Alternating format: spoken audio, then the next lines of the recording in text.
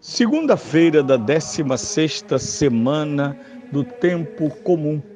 Eu sou o Padre Pedro Paulo, estamos começando mais um programa, a Bíblia no Mundo de hoje. Bem, no domingo, nós ainda no capítulo 13 do Evangelho de São Mateus, percorríamos, já o fizemos no domingo anterior, este universo das parábolas, das comparações, que simultaneamente esclarecem e obscurecem. Não é unívoco o uso da linguagem parabólica. Se de um lado comparar simplifica, porque ao invés de definir diretamente, comparo um conceito, uma realidade, uma pessoa, a outro conceito, outra realidade ou outra pessoa. Sobretudo quando a comparação substitui e aproxima o conceito complexo, o conceito denso, o mistério da realidade. Portanto, a linguagem parabólica é um modo de aproximarmos-nos do centro de uma afirmação, de um conceito, de uma realidade. Mas, por outro lado, nós sabemos que Jesus também utiliza o outro lado da parábola, porque, ao comparar, também obscurece. Porque o objetivo não é a comparação, mas o comparado. E pode ocorrer, segundo a expressão do profeta Isaías, que a comparação impeça a inteligência pouca de aproximar-se do conceito. Mas vamos lá. Jesus começa a sua parábola falando de um homem, de um dono de terra, um proprietário, que semeia boa semente no seu campo. Aqui o adjetivo é muito importante, ele foi antecipado para que encontrássemos primeiro o adjetivo, depois o substantivo. Trata-se de boa semente. Portanto, quando alguém diz um homem semeou boa semente no seu campo, imediatamente, já vimos na semana passada, semente é sinônimo de potencialidade. Boa semente é sinônimo de potencialidade do bem, isto é, bons frutos. Boas sementes percorrerá um caminho que levará à boa semeadura. A boa semeadura significa colher muito do que foi semeado. Muito bem, então, inicialmente, é o bem que comanda a ação de Deus. É o bem que comanda a ação de Deus. Logo depois, surge algo muito interessante. O inimigo que semeia de noite, na escuridão, escondido, de modo subliminar. Nós sabemos que desde a emersão do behaviorismo, isto é, da psicologia do comportamento, sobretudo Skinner e seus colegas, muito interessados em explicar o comportamento a partir da noção, a partir da noção de condicionamento, nós encontramos então a subliminaridade. Nós somos envolvidos por respostas que não vêm de impulsos diretos, mas indiretos. Nós sabemos disso através dos sinais, das cores, dos símbolos. Grande parte da sugestão ou da sedução vem de elementos subliminares.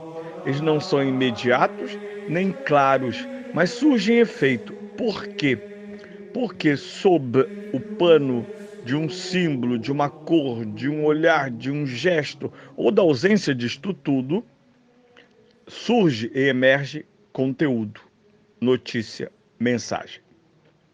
Pois bem, A noite é o lugar subliminar na parábola.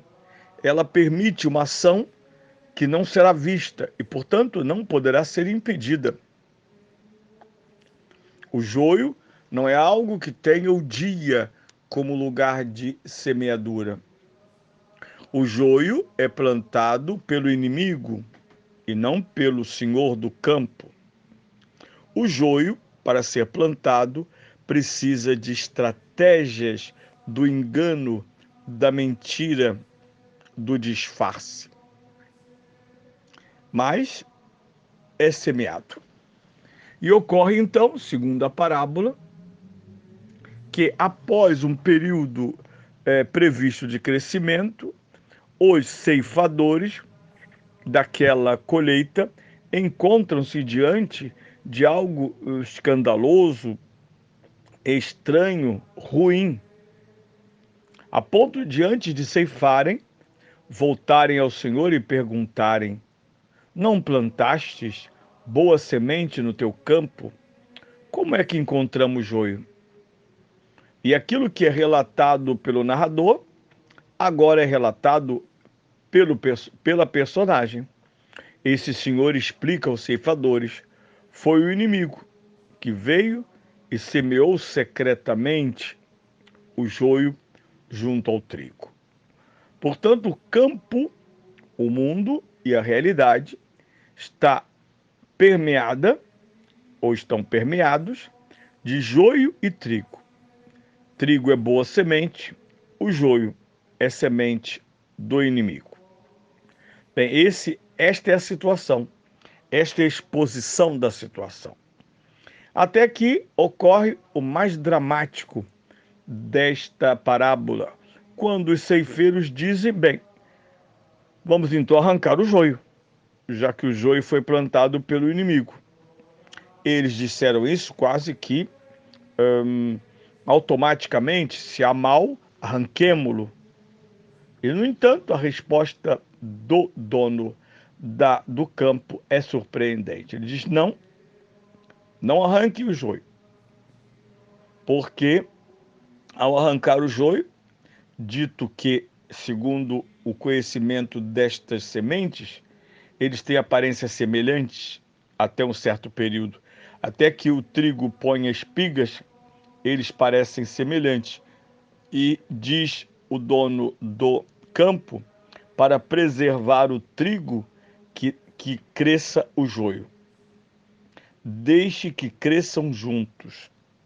Depois ceifaremos primeiro o joio para queimá-lo e depois o trigo para armazená-lo em nossos celeiros. Bem, vamos lá. Que coisa mais dura para o irrealista ver crescer lado a lado o bem e o mal. Por quê? Porque o bem e o mal estão tão entrelaçados na nossa consciência às vezes, ou durante um período da nossa vida, bem e mal parecem gêmeos siameses, a ponto das consciências mal preparadas, mal iluminadas, não conseguirem rápida e praticamente distingui-los. Na linguagem popular se diz que não se jogue água suja, que não se jogue a criança fora junto com a água suja da bacia. Mas, de certa maneira, é um aviso escatológico, dramático. Crescerão lado a lado joio e trigo. Até que então venha o tempo da colheita. Nós sabemos que colheita é sinônimo no Antigo Testamento e também no Novo do juízo final. É a grande e definitiva colheita. Lembro-me que escrevi um artigo que foi publicado junto à Pontifícia Universidade Católica, a Revista Bíblica Brasileira, um artigo em que, a partir do capítulo 14 do Apocalipse, sobre exatamente o tema da ceifa, os anjos e o Messias ceifam com a precisão o tempo que é anunciado dos céus, agora lança a foice para ceifar, porque é tempo. Esta imagem é alusiva Há imagens que ocorrem em Isaías 64 e em outros profetas, em textos menores, em unidades menores. A história vista como campo no qual crescem juntos joio e trigo, até que o céu brade, lança foice afiada e dourada, para que comece o tempo da colheita, isto é, o tempo do fim do joio. Enquanto isso, crescem juntos, pavorosamente, para que não se busque com ingenuidade matar o mal, ferindo o bem.